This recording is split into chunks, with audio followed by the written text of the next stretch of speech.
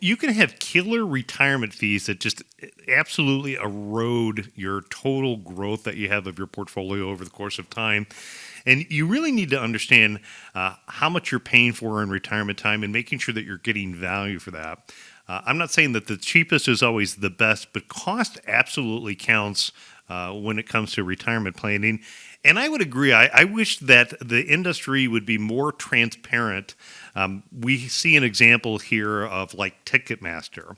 My wife and I, we recently went to Les Miserables at the Stranahan Theater, and with the FTC kind of nudging Ticketmaster to have full transparency, it's nice to be able to go on to Ticketmaster, whether you're going to a concert or whether you're going to a show, and know the full price up front. It's been so frustrating for a long time that you would go through this entire process of getting a ticket only to get to the very end and to see all of these extra, junk fees that are added onto it that in some cases nearly double the cost of what the ticket price would be. And the problem with retirement accounts is, most retirement accounts are still hiding fees like it's the 1990s. And you could be paying thousands of dollars more than you think for your retirement management and really never even know it. So what I want to do is I want to show you exactly how to uncover those fees in your retirement account and take a look at them. What we had here is you have, again, the disclosed expense. Like in Ticketmaster's example, you might have a $50 ticket, but all of a sudden it's $85 at checkout because you have $35 or $35 of other fees and expenses. And now with Ticketmaster, you see the $85 is the total fee and expense. So there's no more sticker shock that you have, when you're buying tickets. You're able to make better decisions about where you want to sit, what shows you want to go to. In the retirement accounts, it often doesn't work the same way.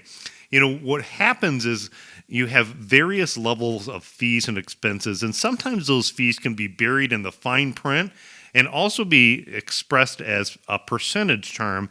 And so it can take you a little bit of homework to figure out what that is. But let me show you just an example of 1% difference and what a 1% fee reduction can do over the course of 30 years on, say, $100,000. So you have $100,000 and the time frame is 30 years, and let's just assume an average rate of return of 7% before fees and expenses.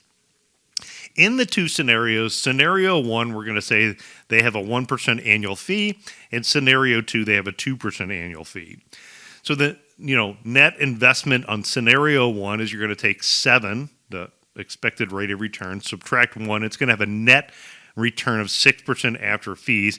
After 30 years, that balance would grow from $100,000 to $574,349. Paid in total fees of $145,651, and the money growth was $474,349. In scenario number 2, what we're going to do is we're going to use the 2% annual fee. So we're going to take, again, a 7% assumed rate of return, subtract 2%. Your net rate of return is 5%. The final balance at the end of 30 years is $432,194. The total fees paid over the 30 years, $231,806. Your money growth is $332,194. So in adding up, the total difference, the final balance at the end, and the difference is about $142,144, a 1% fee. The bottom line is if you're going to pay fees and you're going to pay cost and you're going to spend an extra, say, $142,155 over 30 years, you really want to make sure that you know exactly what value you're getting by paying those excess fees and losing out on that potential growth that you have. You want to make sure that every dollar that you have is working as hard as possible. And, using that real world example, if this $100,000, if at the end of the time of 30 years, if that's what it grew to be, and that was going to be your retirement nest egg, if we were using the 4% rule, the 1% fee account, using a 4% withdrawal rule would allow you to take out $22,974 a year of income after that 30-year investment. The 2% fee account would only allow you to take out $17,288 a year of income. So that's a pretty big difference. It's $474 a month of less income just by paying a 2% fee versus a 1% fee. Big difference when you look at what that is. It's estimated, I think, that Americans pay lots of money in excess fees and expenses when it comes to their 401ks. People that own variable annuities tend to have a lot of expenses. In retirement accounts, where you could have some of these fees and expenses and where you want to look for. With a 401k or a 403b, those would be administrative expenses. That could be for record keeping, accounting. Next, you could have investment management expenses. There, what you're going to have is you're going to have expense ratios. You can go to websites like Morningstar.com and you can type in the different funds that you have. And a website like Morningstar will show you what those expense ratios are for the different funds. There could be funds that are more index-based. Index-based fund, tends to be more cost-effective than a actively managed fund. Those tend to have higher expenses. It could be, whoever the service provider is that you have. In my opinion, between Vanguard, Fidelity, and Charles Schwab, three great companies that nowadays tend to compete to be the most cost-effective company in the industry today. So some of those companies can help with being cost-effective with some of the plan services that are offered in 401ks and 403bs. The same could apply too when you have an IRA, an individual account. Again, who you do business with can make a difference. But in IRAs, some IRAs have annual maintenance fees. You can have transaction expenses. So, what do they charge you to buy or sell a stock or a mutual fund? If you're working with a professional, they could have advisory fees on the account. The company that holds the money could charge you a custodial fee. And then again, if you're investing in mutual funds or ETFs, you would have some fund expenses. And you'd want to see how your fund is doing in comparison to everybody else that's out there. You might be watching this segment and you might be an annuity owner. So with annuities, what you'd want to look for is your mortality and expense charge. You'd want to look at what are the administrative fees. If you ended up surrendering your account before your contract length, understanding what surrender charges could apply. If you have an annuity that has a rider on it, understanding what your rider expenses are.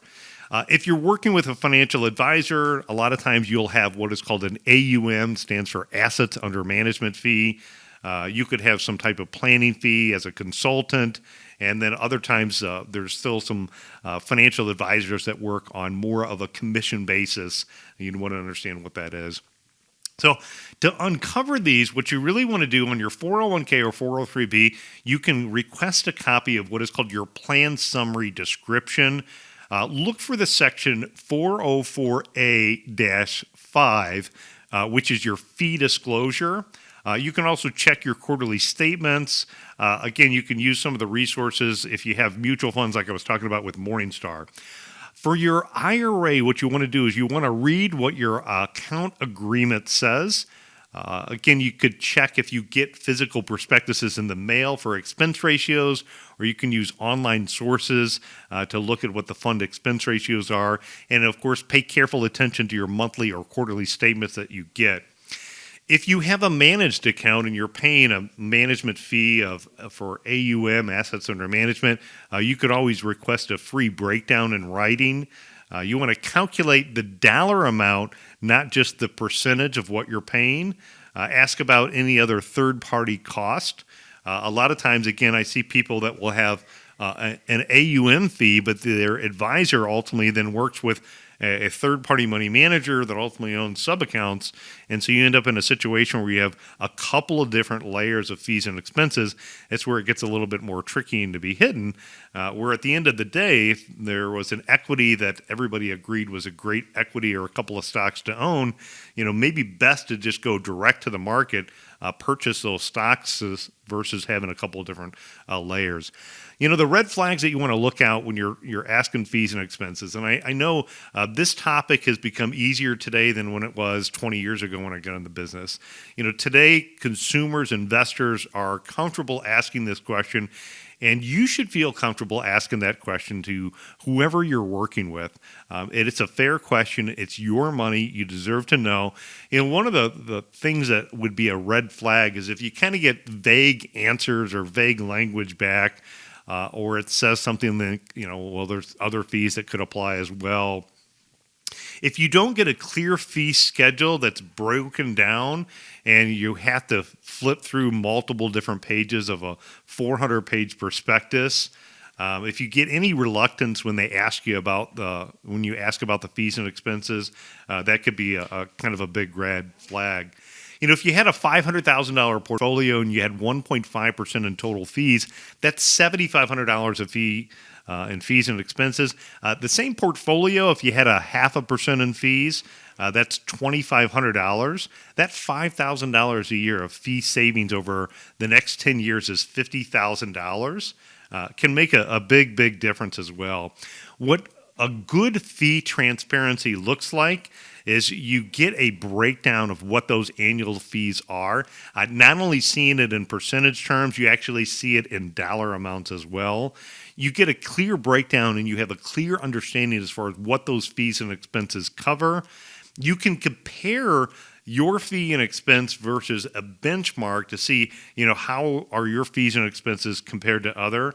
There's no surprise fees or charges, and you have an easy to understand summary. So here's what I want you to do. If you don't know what your fees and expenses are and you want to find out, this is an area where resources like that are available today, like again, Morningstar, we use Riskalyze, we can take a look at the prospectuses. But if you gather up all of your investment statements, you can use a FeeFinder checklist. You can get a hold of our office. We'll go through a FeeFinder checklist with you. That allows you to calculate your total annual fees in dollars. Then what we can do is help you compare that to where the industry averages are. And then what you want to do is you want to consider, are you getting more value than what you're paying? And then which of those areas maybe could you eliminate that weren't adding value? So we'd be happy to provide you that portfolio review, help you uncover exactly what you're paying for, and go through that fee worksheet with you, put a little bit more money back in your pocket. And who doesn't want to have more money when it comes to their retirement time? And that's exactly what we can do in walking you through understanding how those killer fees can eat away at your retirement.